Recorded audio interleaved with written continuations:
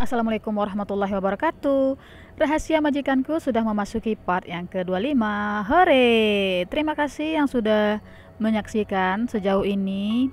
Terima kasih banyak yang sudah meninggalkan like dan komen positifnya untuk channel ini. Terima kasih banyak sekali. Terima kasih juga yang sudah subscribe. Terima kasih banyak sekali. Ya, cuman terima kasih yang bisa saya turunkan di sini. Mungkin setelah cerita ini tamat akan ada cerita selanjutnya. Semoga Anda tidak bosan ya. Gunakan headset agar suara terdengar jelas. Selamat menikmati.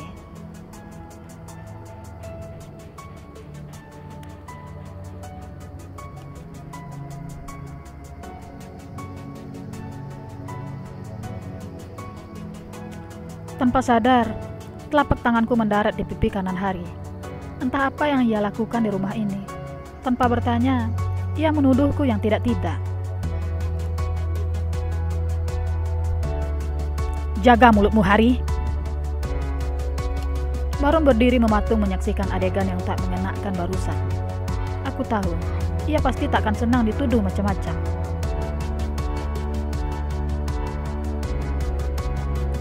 Bukankah itu sebuah kenyataan? Kau begitu murahan, berjalan dengan seorang lelaki. Sudah, Hari, jangan bertengkar di depan pintu. Kau dari mana, Nur? Bukankah tadi kau bilang pergi ke rumah Nyonya Vivian untuk mengambil sebuah surat? Tanya ibu memotong pembicaraan Hari. Lelaki itu menghembuskan napas dengan kasar. Matanya liar mengamati Baron dari ujung kaki hingga ujung kepala. Pasti Hari merasa cemburu. Mulutku tak sanggup lagi melanjutkan. Getaran di bibir ini sangat kuat. Mata ini mulai panas karena genangan cairan bening. Cairan itu memaksa untuk keluar.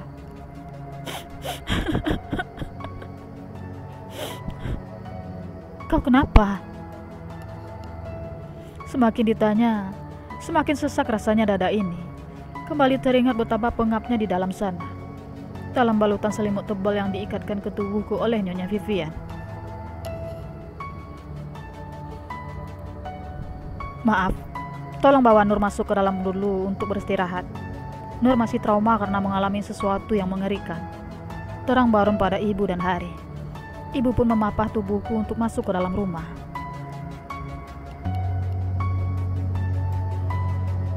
Hari yang bukan siapa-siapa itu hanya mendengus seraya bersedekap dada saat melihat Baron membantuku berjalan bersama ibu. Ia masih di sana, masih berdiri di pintu dengan tatapan bencinya pada Baron. Aku jijik melihat tatapan itu. Kami duduk bersama di sofa ruang tamu. Ibu bergegas mengambilkan minum. Tampaknya Ferdi dan Teddy telah tidur. Syukurlah, aku tak mau mereka khawatir. Tanya ibu pada Baron. Nur nyaris kukubur hidup-hidup. Apa kau bilang? Kau ingin mengubur istriku hidup-hidup? Tanya Hari sambil meremas leher baju Baron. Ia menyebutku istrinya. Tak sudi rasanya.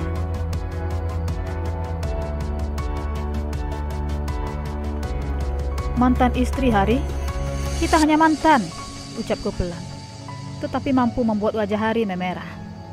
Pasti rasanya malu sekali di hadapan Baron kuperjelas status kami. Hari takkan mau berkutik lagi.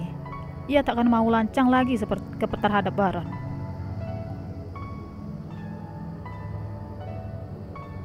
Perlahan ia lepas leher baju Baron. Tukang kebun tampan itu hanya tersenyum seraya merapikan leher baju yang kusut karena diremas Hari. Ia lelaki penyabar yang pernah kutemui. Lelaki lain mungkin sudah terpancing emosinya bila diperlakukan seperti itu.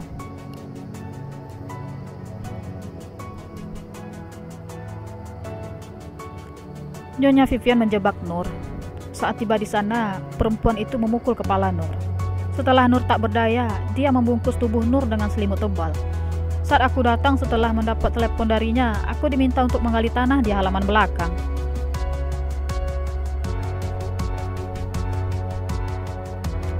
Aku menggali tanah dalam kegelapan. Dia memaksaku melakukannya karena dia mengatakan bahwa yang di dalam selimut itu adalah seorang maling yang biasa berkeliaran dalam rumahnya. Aku menuruti perintahnya.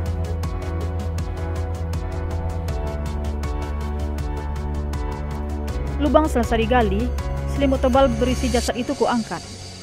Ternyata maling itu masih hidup. Dia masih bergerak dan bersuara. Aku pun mengambil inisiatif untuk menyelamatkannya. Beruntung, orang yang kuselamatkan adalah Nur. Setelah mendengar penjelasan Baron, tangis ibu pecah. Ia memeluk tubuhku dengan erat. Kami pun berurai air mata. Hari yang semula menuduhku yang tidak-tidak, mulutnya tak bersuara lagi.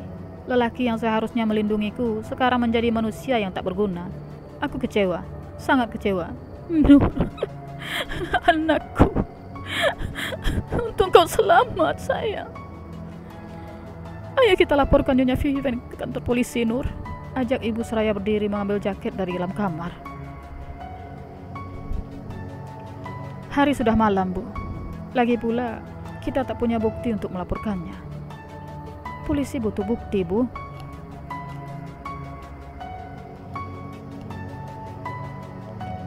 Iya, betul. Polisi pasti meminta bukti pada kita. Timpal Baron. Ibu kembali membuka jaket dan duduk dengan lunglai. Aku bisa merasakan kekecewaan ibu. Begitu juga diri ini. Kami tak berdaya meyakinkan petugas. Mereka butuh bukti, bukan tuduhan semata. Paling tidak sebuah foto atau video. Yang benar saja, mana mungkin terpikir oleh korban kejahatan untuk mengabadikan momen menakutkan. Sudah selamat dari maut saja, sudah syukur. Kalau begitu, aku pamit dulu. Baron berdiri diikuti oleh ibu. Siapa namamu? Tanya ibu sebelum Baron melangkah.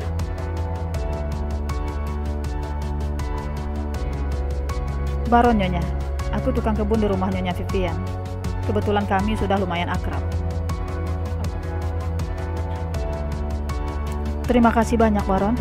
Kau sudah menolong putriku. Panggil saja aku ibu. Berhati-hatilah di rumah itu. Jangan sampai nasibmu sama dengan...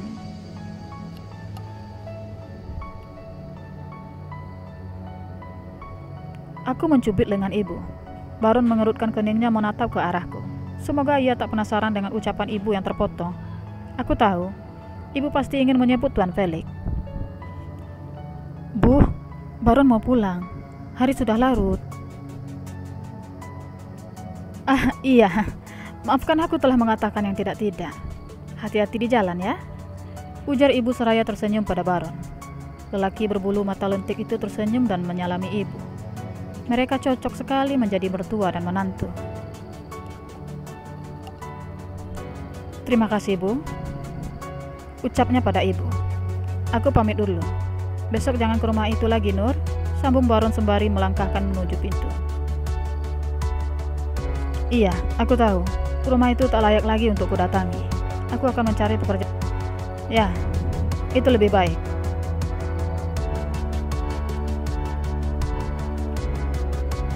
Hari yang mematung di pintu juga pamit. Ia seperti seonggok sampah yang menjijikkan. Datang ke rumah ini hanya untuk melukaiku. Lebih baik ia tak menampakkan batang hidungnya. Kalau begini, rasa benciku kian bertambah.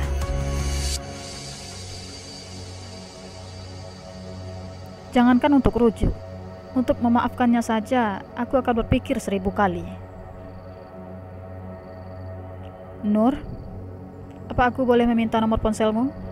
Tanya Baron saat berdiri di pintu, tepatnya di samping Hari. Ponsel? Aku baru ingat tentang ponsel butut yang kusimpan di dalam kantong celana saat pergi ke rumah Nyonya Vivian. Untung ponsel itu tak rusak karena terjepit lama. Aku merogoh kantong celana. Ada sakit yang luar biasa terasa di bagian lengan kanan. Kurasa itu bekas hantaman Nyonya Vivian.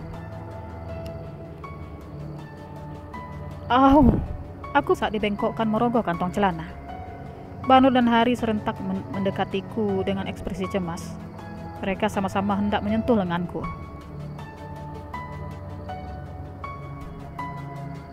Keduanya mengurungkan niat sesaat seperti salah tingkah.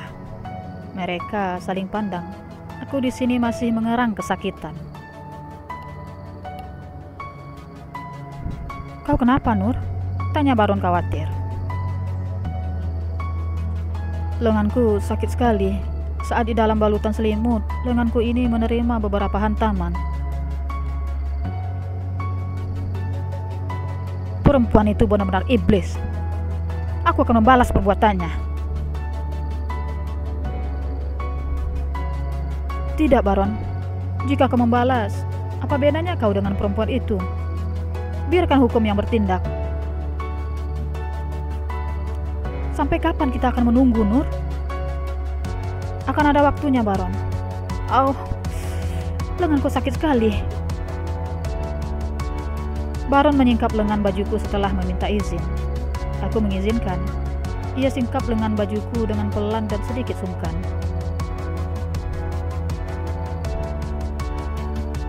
Ya ampun, lenganmu membiru, Nur. Ini harus segera diobati, ujar Baron terkejut.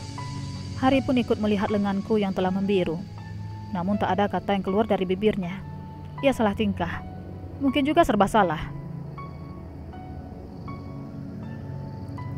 Biar aku obati. Kau pulang saja. Tak enak dilihat tetangga. Kami tinggal di pinggir kota. Mulut tetangga terbuka. Kalau di kota, mungkin mereka akan acuh tak acuh saja. Terang ibu pada Baron. Baiklah, selamat malam. Semoga kau lekas sembuh, Nur. Catatlah nomor ponselku. Oke, Baron. Hati-hati di jalan. Setelah menyebutkan nomor ponselnya, Baron pun pamit pulang. Apa yang dilakukan Hari di rumah ini, Bu? Tanyaku pada ibu sebelum masuk ke kamar masing-masing.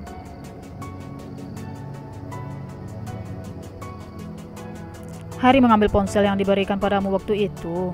Dia merasa kau telah ingkar janji, makanya ponsel itu ditarik kembali. Apa? Ponsel Android itu ibu berikan pada Hari? Iya, memangnya kenapa? Ponsel itu kan sudah rusak. Tak pernah kulihat benda itu menyala. Ya, semoga saja tak menyala. Hari bisa melihat video itu terlebih dahulu. Ia akan membalaskan dendam padaku. Andai di video itu terlihat wajahku saat membantu Nyonya Vivian menggotong jasad Tuan Felix. Aku penasaran, sampai mana ponsel itu merekam kejadian.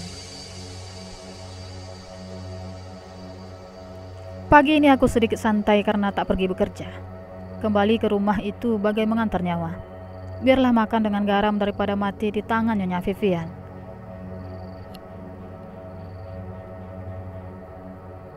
Lenganku masih terasa sakit. Tadi malam membiru. Sekarang mulai berubah menjadi keunguan. Apa kabar dengan Baron ya? Apa ia baik-baik saja setelah memukul perempuan itu? Tiba-tiba ponsel bututku berbunyi. Sebuah nomor yang tak kukenal. Itu pun nomor telepon rumah. Bukan nomor ponsel. Tampak jelas dari jumlah angka yang tertera.